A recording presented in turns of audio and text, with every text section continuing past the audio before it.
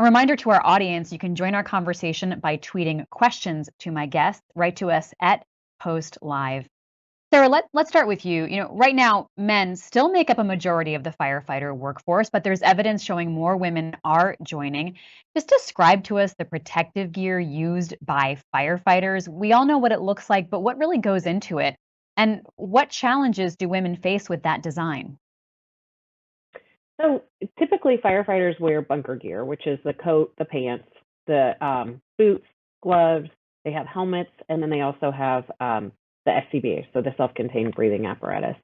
And like everything else in the conversation this morning, was designed for men. And a lot of women, we have reports of about 80% of women firefighters say that the gear that they wear is not it is ill-fitting, that there's something that doesn't fit well about it. Only when we asked in a survey that we did about the percent of women who believed they had good fitting gear, it was less than a quarter of the women. Now, granted, this could also be an issue for smaller stature men, but when you think about all the things firefighters are exposed to on the fire ground, it's really important that that gear fit you well, everything from the carcinogens to the heat and the smoke and those types of things. So it's really a challenge, and it's one of the things. There is a low rate of women in the fire service, so around 5 to 10%, depending on the way that data is sampled.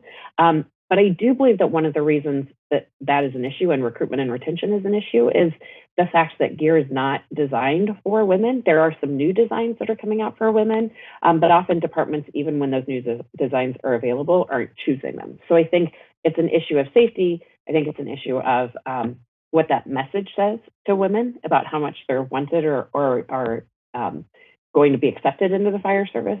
But I think in general, there are a lot of concerns around gear, and I think that it's a major sticking point that is fortunately getting more attention now than it has in the past.